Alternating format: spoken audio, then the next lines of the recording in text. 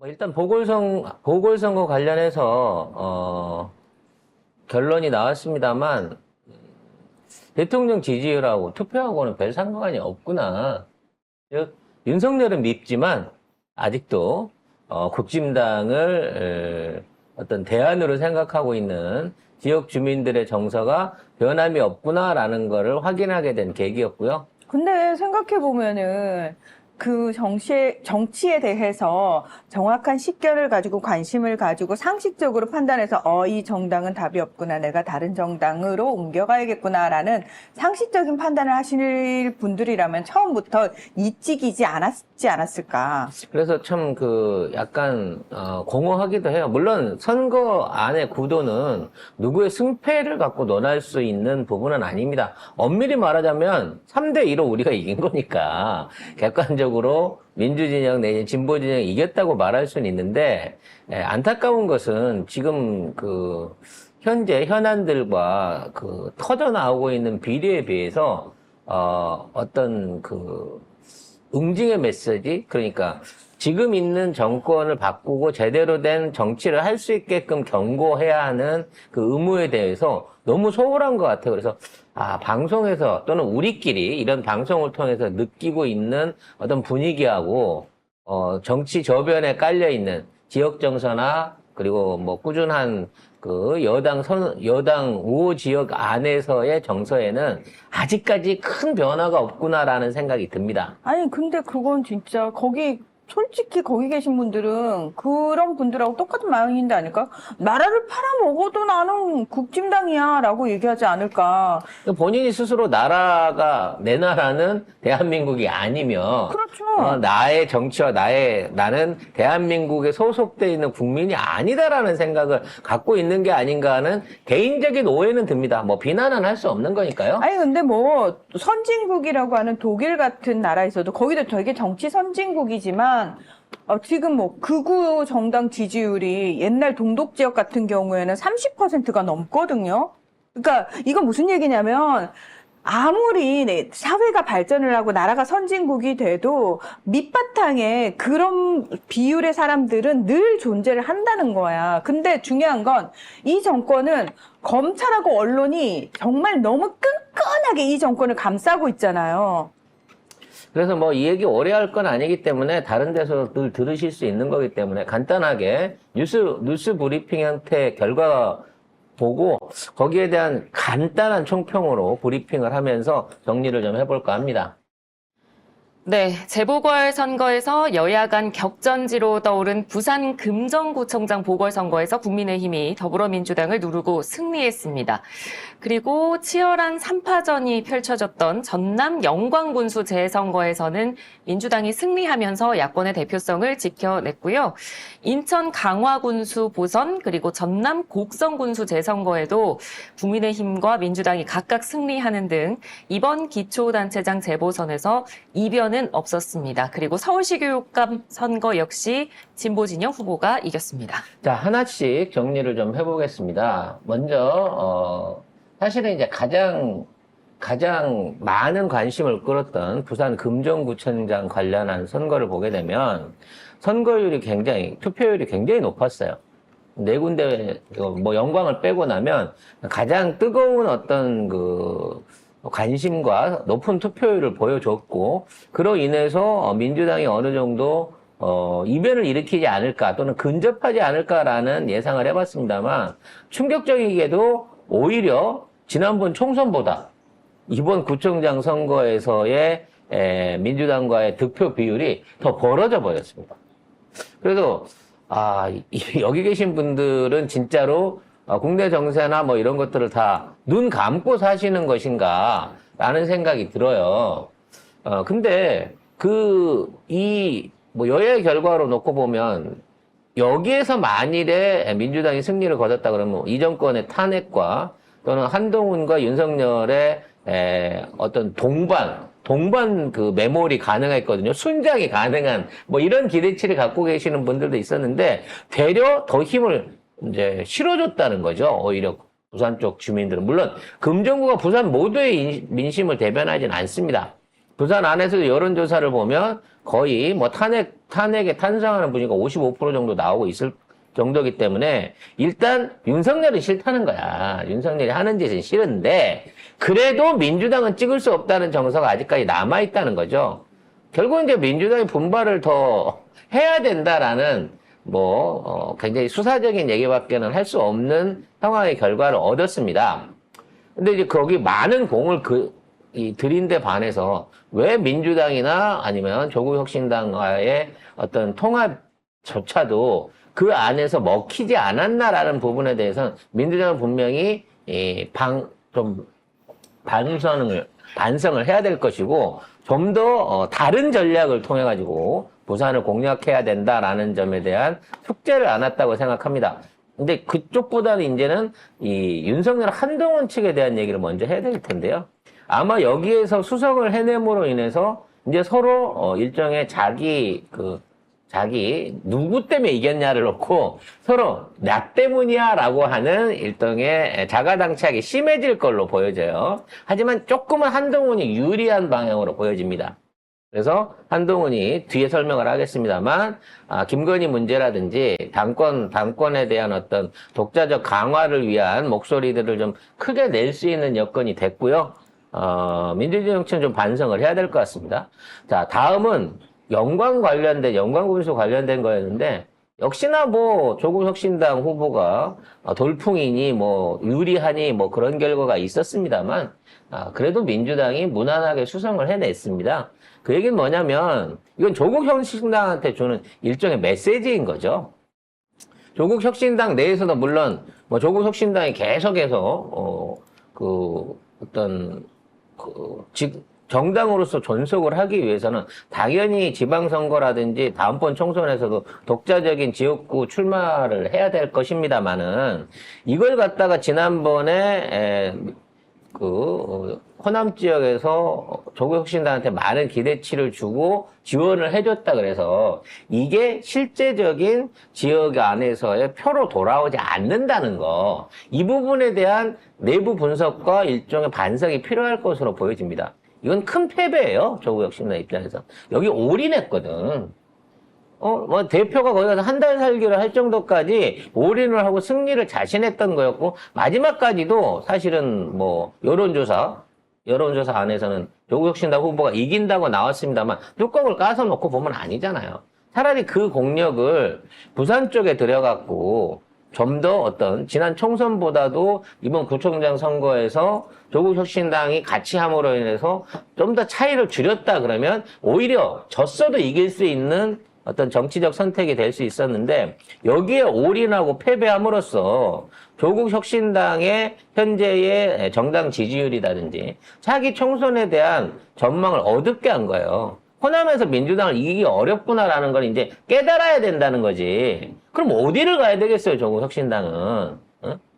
민주당의 지금 있는 수성 지역 안에서 이재명 대표와 민주당의 어떤 지원이 지지 세력이 이렇게 높은 정치 환경 안에서 조국혁신당이 독자적인 정당으로 지역구 대표나 아니면 지역구 안에서의 앞으로 총선 승리를 위해서라면 지금처럼 반목하는 방식으로 민주당하고 부딪혀서는 안 된다는 거야. 민주당과 협조해가지고 힘을 합쳐서 그나마 경합지역이라든지 새로운 지역, PK를 공략한다든지 이와 같은 전략으로 수정을 해야 되고 그 정치적인 노선을 분명히 해야 된다.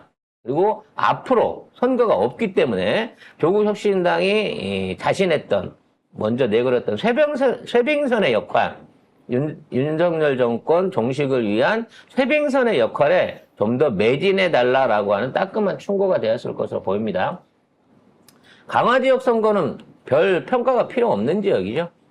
원래 이쪽 지역에서 국진당의 힘이 강하게 미치는 지역이었다고는 하지만 최소한 이번 선거에서만큼은 좀 더 발전적인 모습이나 이변이 일어났어야 되는데 이걸 못 끌어냈어요. 이 책임은 누구한테 있을까요? 이재명 대표한테 있을까요? 저는 오히려 김동연 지사가 여기에 대해서 어떠한 형태든지 답변을 해야 된다는 생각이 듭니다.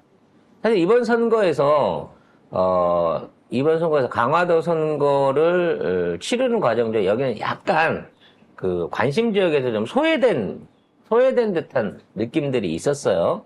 그리고 소외가 되는 것 자체는 정치적 이슈가 안 된 것도 있겠습니다만, 지금 차기 대권을 어떻게든 욕심을 내고 있는 김동연 지사라고 하면 최소한 그 틈새 시장을 찾아서라도 어떻게든 역할을 좀 했어야 되지 않을까라는 생각이 드는데, 이번에 전혀 그런 노력이 없었고요. 역시나 압도적인 지지율의 강세는 똑같이 그대로 이어졌었습니다. 나머지 곡성 이쪽은 특별히 언급할 필요가 없고 그냥 예상대로 나온 결과죠. 지금부터 할 얘기가 더 중요한데, 사실 제일 중요한 건 교육감 선거였다고 봐져요. 저는 너무 교육감 선거에 맞으면 투표율이 낮아갖고 저 지는 줄 알았어요, 진짜. 그리고 특히나 이제 젊은 층들, 이런 쪽 안에서의 투표 참가율이 낮았기 때문에, 그리고 노인층의 어떤 참가율들은 거의 비슷한 수준으로 유지가 됐었기 때문에 이거 진짜 뺏기는 거 아닌가라는 생각을 했는데, 오히려 지난번보다 높은 지지율을 얻으면서 낙승을 하는 결과를 만들었습니다. 하지만 투표율이 낮았다라는 점에 대해서는 뭔가 반성이 좀 필요할 것 같아요. 물론 저쪽에서 본격적으로 어떤 조용히 선거를 치러가지고 투표율을 낮추려고 하는 전략에선 성공을 했고요. 강남에서 가장 많은 어떤 투표율이 이루어진 거를 감안하고 보면 저쪽은 저쪽의 플랜대로 최선을 다해서 이 선거 안에서 보수교육감을 만들어내기 위한 노력을 했었는데, 막상 서울의 표심은 교육감 자체를 보수에 넘겨주지 않았다라는 면에서 저는 이게 가장 큰 승리가 아닌가라는 생각을 해봐요. 그러니까 이런 거 보면은 사실 사람들이 왜 자식 생각할 때는 그러니까 뭐 정치적 성향 이런 걸 다 떠나가지고 진짜 온전히 내 자식을 위해서 가장 유리한 게 무엇인가를 고민하게 되잖아요. 가장 정말 좋은 걸 선택하게 되잖아. 그러니까 교육감 선거를 보면은 부모들이 제일 좋은 게 뭔지를 알아. 알긴 알아. 근데 왜 정치 성향으로 넘어가면은 알면서도 그런 이율 배반적인 투표를 하는 건지 좀 답답합니다. 하여튼 50%를 넘겼다는 점에서도 최소한 서울시 안에 교육을 평가하고 있는 서울 시민들의 의식은 현 정부에 대한 교육뿐만이 아니겠지만 전반에 대해서 불안감을 느끼고 있다는 거예요. 그럼요. 사실 이거는 일종의 이런 거죠. 부산 같은 거 호남은 사실 철옹성이야. 바뀌기 힘든 건데, 지난번 선거에서 승패를 좌지우지했던 건 경기도와 서울에 걸쳐 있는 이른바 민주당의 압도적인 우세가 있을 거라고 생각했던, 총선에서 압도적으로 이겼던 지역 안에서의 득표가 크게 차이 나지 않았다는 데 있거든요. 결국 서울에서 졌기 때문에, 수도권에서 졌기 때문에 정권을 빼앗기게 된 거예요. 이재명 대표 떨어지게 된 거라고. 근데 그때 이슈는 부동산이나 재개발이라고 하는 부분이 걸려 있었어. 저들이 가짜 공약을 통해 갖고 그걸로 사실 한강벨트 무슨 이런 허상을 얘기를 해주면서 20년, 30년 된 아파트들은 전부 재개발을 시켜주겠다고 거짓 공약을 날려가지고 거기서 표를 많이 얻어가지고 지난번 선거를 신승을 했는데, 이번 이슈는 교육이었다는 거예요. 그래서 이슈를 제대로 몰이해갖고 공략을 하게 되면 수도권 안에서 압승할 수 있는 길이 있다라는 힌트를 준 거지. 그러니까 이걸 단순하게 이제 우리가 진보 교육감을 지켜냈다든지, 서울에서 우세를 되찾았다, 이런 방식으로 해서는 안 된다는 거예요, 정치권은.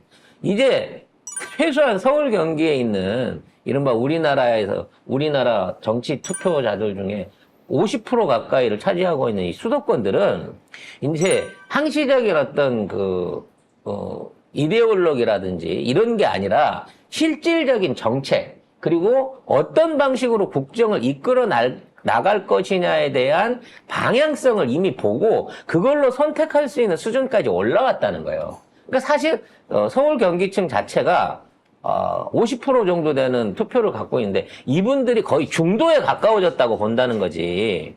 그래서 그동안 그냥 묻지마식으로 투표를 해주거나 또는 뭐 여론몰이라든지 인물몰이에 가는 게 아니라 진짜 제대로 된 정책으로 지금에 있는 난맥상을 극복할 수 있는 준비된 집권할 수 있는 수권 정당으로서의 면모를 민주당이 정책적으로 앞으로 많이 만들어내야 된다라는 부분을 보여줬다고 봐요. 청문회에서 잘하고 있지, 윤석열 잘 두들겨 까고 있고 하고 있지만 국민들은 그걸 바라는 게 아니라는 거야. 지지율은 이미 개판이야. 10%대로 떨어졌어. 그런데도 불구하고 이게 투표로 연결이 안 된다는 이유는 뭐 지역은 빼고 서울 경기 이쪽 안에서도 뭔가 민주당에서도 중도층 내지 중산층들한테 먹힐 수 있는 정책적인 정당 그리고 거기에 대한 어떤 확실한 약속을 지켜내는 모습을 보여줌으로써 다음 지선, 다음 총선을 준비를 해야 다음 지선 승리가 다음 대선 승리로 이어질 수 있다고 봐요. 많은 분들은 그 얘기 합니다. 지선보다는 대선이 먼저 치러지지 라고 많이들 얘기를 하시는데 그건 알 수 없는 거예요. 현재로서는. 민주당의 단독적인 힘만으로는 절대 탄핵이 이루어지지 않습니다. 저쪽 안에서 최소한 4, 50명 이상의 배신표가 나와야 아마 탄핵을 끌어낼 수 있을 거예요. 그러니까 그동안 두 번의 탄핵에 대한 그 가결이 이루어졌지만, 한 번은 뭐 헌법재판소에서 날렸고, 한 번은 용의를 됐지만, 일단 탄핵이란 절차에 들어가기 위해서는 양당의 합의, 여야의 어떤 일부 세력들이 합의를 보지 않는 이상은 단독으로는 절대 탄핵에 갈 수 없고, 또한 그 탄핵을 승인시킬 수도 없다는 거죠.